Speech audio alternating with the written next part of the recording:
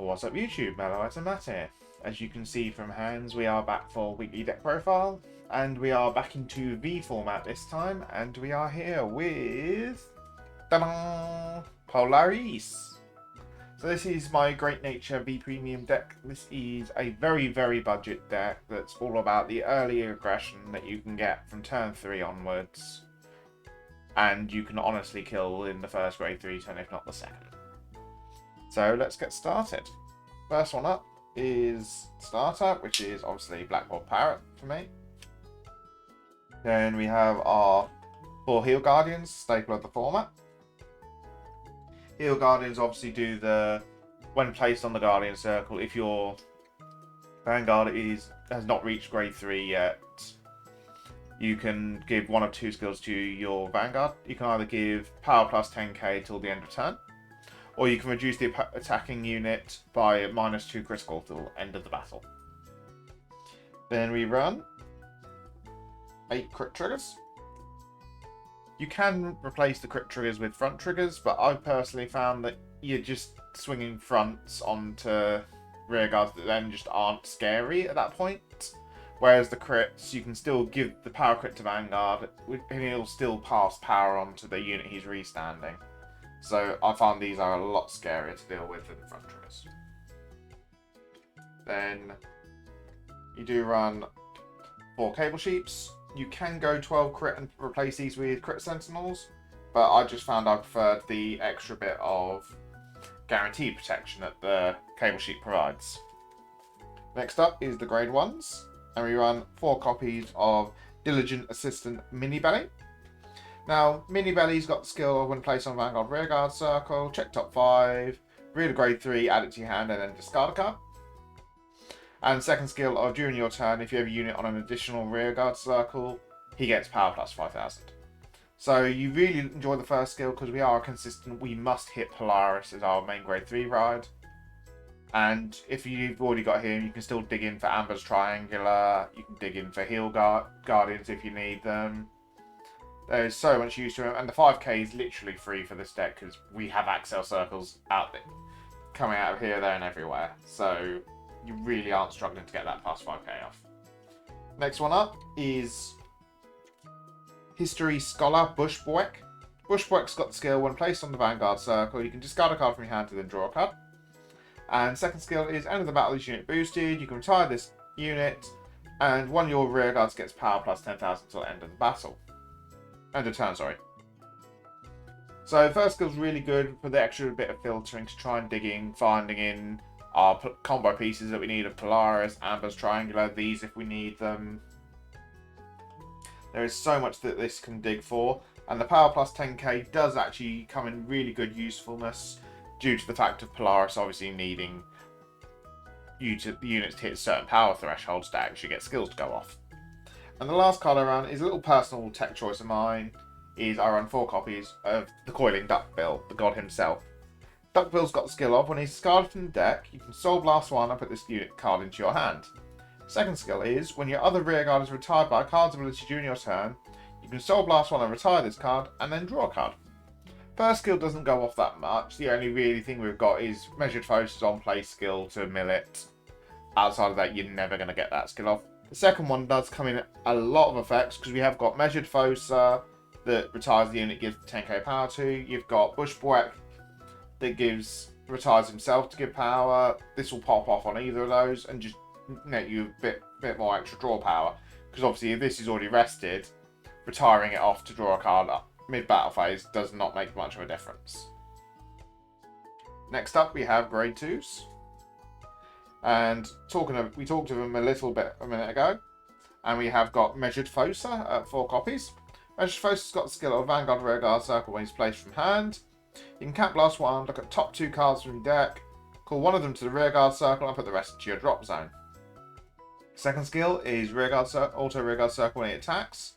If your Vanguard is grade 3 or greater, you can Soul Blast 1, choose one of your Rearguards and get its power plus 10,000 until end of turn, and then at the end of the turn you retire that unit. So obviously, this is really strong for the fact of you can swing in with him, give 10k to the unit that's going to be your Polaris target, and make that hitting that threshold even easier. First skill is obviously really good for the early game setup. Cat Blast 1, checking top 2 to dig a bit further for your combo piece is really strong effect. Next up, we have 4 copies of Compass Lion. Now, Compass Lion is really good for the fact he's obviously a 13k base on his own. And second skill is, end of the turn, choose one of your rear guards and retire it. And it's a mandatory effect. But what you can do is, with this retiring the effects, you can combo it off with the unit that's been targeted with Fosa. You can obviously then duckbill off of this retire as well. You can do some really nice combos with this, and 13k base on grade 2 is really strong, especially if you're going first. Then the last card, just to fill up some slots, we run 2 copies of Geograph Giant. Geograph Giant's got the skill of, if his unit's on an additional rearguard circle, it gets power plus 8,000. So 17k base on his own, plus the marker puts him to 22 if you're XL2, 27 if you're XL1. Provides a lot of extra strength, and it's just a backup option for if we don't find our Amber's Triangular. Moving on to the grade 3s, we run 4 copies of Battler of the Trim Rush Polaris. Polaris has got the skill of, at the end of battle this unit attacked, you can Count Blast 1, choose one of your rear guards, and that unit's power is increased by this unit's power until the end of turn. Then, if that unit's power has now reached 50,000, you may stand that unit. If it's reached 70,000 power, however, or greater, this stands alongside it, and you get power plus 15,000. But you do need to be, your opponent does need to be on grade 3 for that second part of the effect.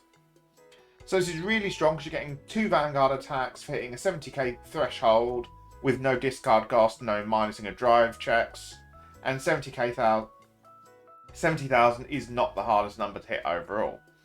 When you got to think, you got combos of Polaris being 12k, having an 8k booster behind with the likes of Mini Belly, puts it to 20k. Mini Belly having something on the Axel circle is another 5k, so it's 25k.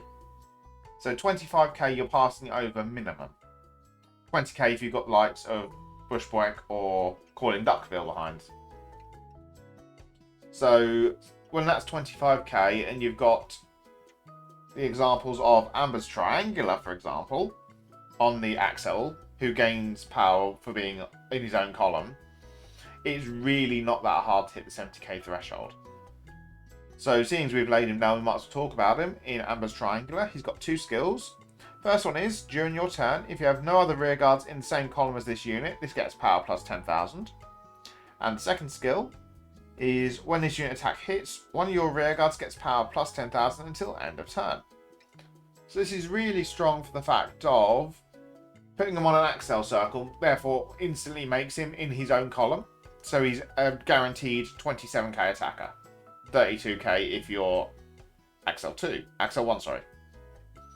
So 32 plus 25 makes 57. So all you need is the likes of 2 10k power buffs, and you're hitting that 70k for Polaris.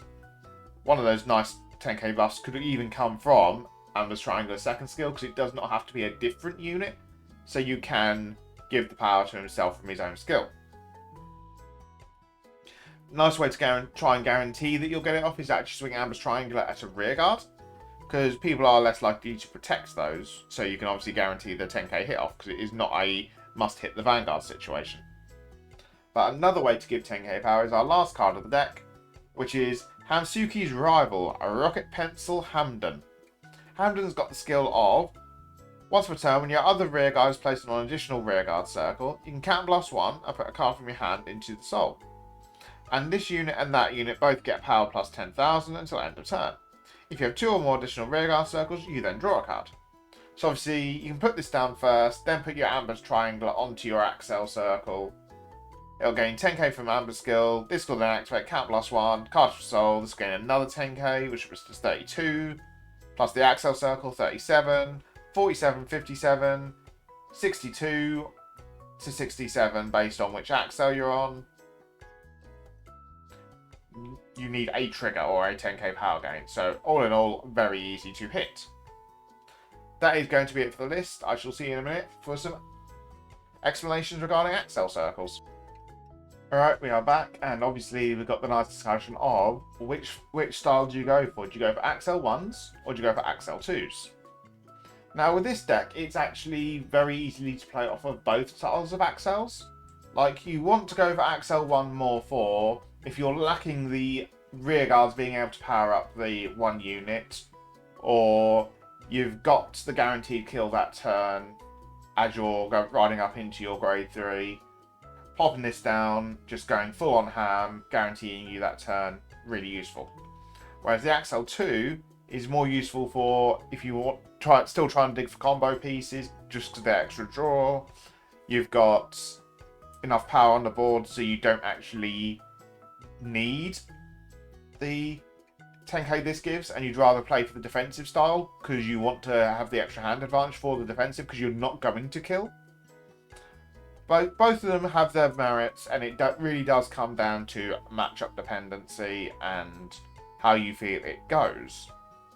More often than not, though, personally, as I've been playing, I have been leaning more towards the Axel 2s just because that extra draw power is just still a really good effect of it. That's it for the marker explanations. I'll just catch you guys back in a minute whilst I do a quick demonstration of the deck. Alright, as you can see, we have got our basic setup again here. We're sitting on our grade 2, about to go for our turn, so we draw for turn. We then, as you can see, we've got Polaris in our hand, so we do end up riding him. Then, with what we've got on our hand, we can see we've got this is going to be 20. Going to play this. We can play this down first, so then make this a 32k base, 42k, 50, 60, 65. 75, so we are not needing the power, but as you can notice from our hand, that takes all of our hand away. So in this situation, we'd actually be choosing to go for the Axel 2, so we can actually build our hand back up again. So obviously we then draw an extra card. We then place down our Hamden. We're then going to go for Measured Fosa next, because obviously, depending on what we see, we can save some of our hand out of it. So we can't blast one. Look at the top 2 cards, which is a heal and a bushwhack. Bushwhack's really good in this situation, so we can call that, ditch the heal. Then we can pop this onto the Axel circle, and because we now have the bushwhack on board, we can put this into Soul for Hamden's cost. So can't blast 1 into Soul, and we give. I will advance warn you, you will need a lot of power bricks for when you're playing this deck, because you gain a lot of power very quickly. So we gain 10,000 here, and 10,000 here.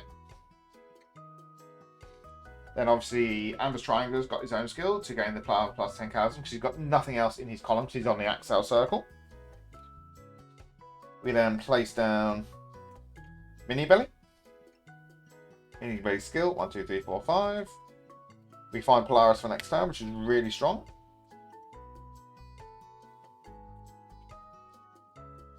And we'll discard Duckbill for all it's worth, because he's not needed at this stage.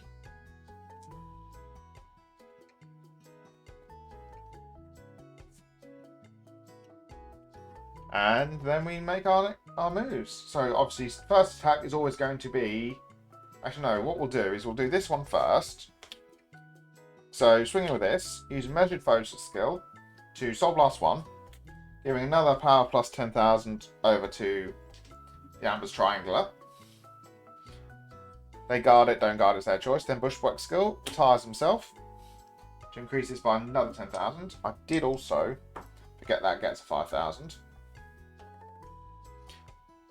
So now we then swing in with this. This is now forcing 57k at the Vanguard, which is a very hard amount to guard. They let it hit, because obviously it's not worth blocking when it's only 1 damage. We then give another 10k to ourselves. We then swing Vanguard next. This is now 25 with our Twin Drive. A first check heal trigger will give power to the Vanguard. More for the fact of the Vanguard can then pass that onto Amber's Triangular anyway. And then we heal. And then second check is no trigger. Then obviously end of the battle. Cat Blast 1. Vanguard is 12, 22, 30, 35 we pass over. So 10, 30. As you can, this is what I'm meaning. I'm literally at 6 power. I've got 6 power of each style power brick, and I'll run out of space.